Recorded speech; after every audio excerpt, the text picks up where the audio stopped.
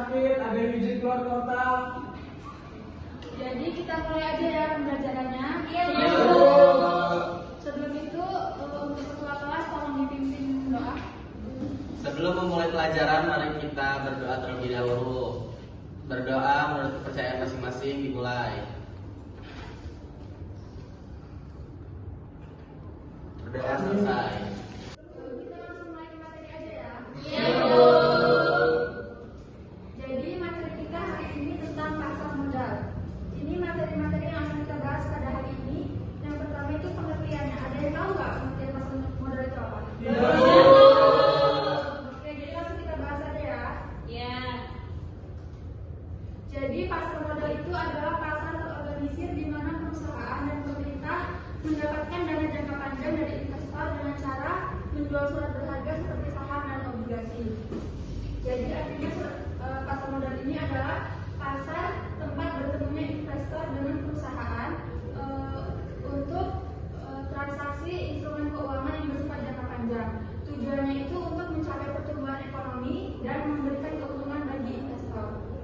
Selanjutnya ada fungsi pasar modal. Yang pertama ada fungsi ekonomi, menyalurkan dana dari investor ke perusahaan untuk membiayai pertumbuhan dan pembangunan ekonomi atau jangka panjang.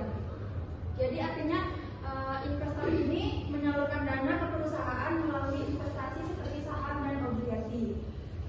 Yang kedua ada fungsi keuangan. Bagi investor fungsi keuangan ini untuk meraih keuntungan atau return, sedangkan bagi perusahaan fungsinya untuk memperoleh modal secara efisien. Di sini paham? Oke, selanjutnya ada instrumen utama pasar modal. Yang pertama itu ada saham. Saham adalah surat berharga yang menunjukkan kepemilikan modal dalam suatu perusahaan. Jadi ketika kita membeli saham di sebuah perusahaan, secara otomatis kita punya hak atas sebagian kepemilikan perusahaan tersebut. Jadi yang kedua ini ada obligasi. Obligasi adalah kontrak utang antara pihak yang meminjam atau perusahaan dan pihak yang mengembalikan atau investor. Jadi bagi perusahaan obligasi ini adalah utang, sedangkan bagi investor obligasi ini adalah aset yang memberikan penghasilan tetap berupa bunga dan pengembalian modalnya di akhir periode. Yang ketiga ada reksadana. Reksadana adalah wadah untuk menghimpun dana dari masyarakat investor untuk selanjutnya diinvestasikan dalam portofolio efek oleh manajer investasi. Jadi reksadana ini berfungsi sebagai tempat pengumpulan dana dari investor kecil sampai investor besar, kemudian disatukan dalam satu tempat dan dana tersebut digunakan untuk membeli aset seperti saham dan obligasi. Selanjutnya ada jenis pasar modal. Yang pertama ada pasar perdana. Pasar perdana yaitu tempat perusahaan pertama kali menjual saham atau obligasi mereka kepada masyarakat. Yang kedua ada pasar sekunder, yaitu tempat investor saling jual beli saham atau obligasi yang sudah mereka miliki setelah dijual di pasar perdana. Jadi di pasar perdana ini harganya tetap ya, karena sudah ditentukan di awal. Sedangkan kalau di pasar sekunder ini harganya berubah-ubah mengikuti permintaan dan penawaran. Sampai sini paham? Paham. Selanjutnya ada pelaku dan lembaga pengawas. Untuk Mbak Nadia tolong dibacakan.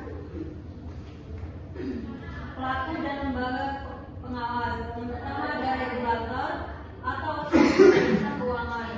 Bertugas mengatur, mengawasi dan melindungi investor di seluruh kegiatan sektor jasa keuangan, termasuk modal. Yang kedua penyelenggara atau Bursa Efek Indonesia. Badan yang menyelenggarakan dan menyediakan sistem perdagangan efek.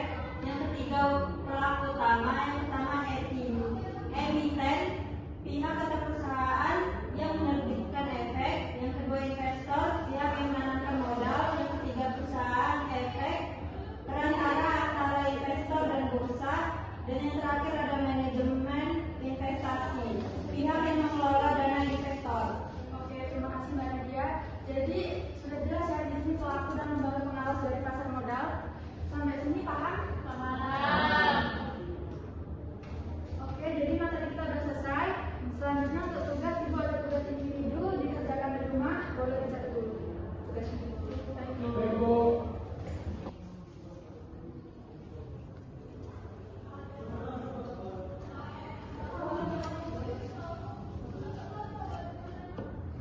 Oke, udah ditulis semua tugasnya? Iya.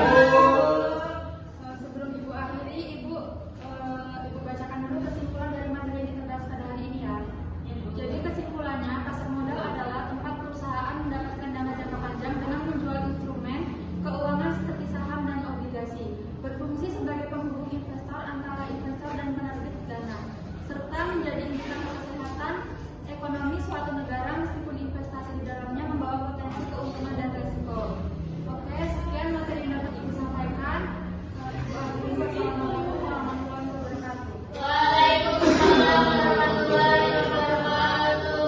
Oke, jadi di sini saya sebagai pengamat dari Saudari Pritania Putri Larasati. Jadi di sini tidak banyak yang ingin saya komentatori. Untuk keterampilan mendesain RPP-nya sudah cukup baik, keterampilan membuka pelajaran juga sudah baik ya. Di sini ada keterampilan menguasai dan menjelaskan materi.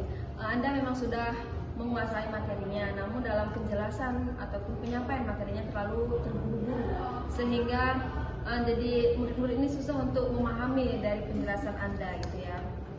Lalu di sini juga ada keterampilan penggunaan media pembelajaran itu sudah baik. Untuk volume juga sudah baik lah segitu mah ya. Lalu untuk yang lainnya juga sudah baik. Cukup sekian, terima kasih.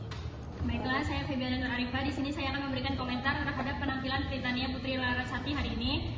Keterampilan mendesain pembelajaran atau RPP, komponen RPP sudah lengkap. Keterampilan membuka pelajaran sudah baik, diawali dengan salam, menanyakan kabar, absen dan lain-lain. Keterampilan menguasai dan menjelaskan materi sudah cukup dalam penyampaian materi dan menguasai materi, tetapi masih sedikit grogi dan cepat atau terburu-buru. Terus keterampilan bertanya dan menjawab, mampu berinteraksi dengan audiens, bertanya dan menjawab. Terus keterampilan mengelola kelas cukup membuat kelas efisien dan kondusif, penampilan rapi, volume suara sudah jelas dan sudah baik semua. Saya rasa cukup. Terima kasih. Oke, terima kasih atas kritik dan sarannya. Semoga kedepannya saya bisa lebih baik lagi.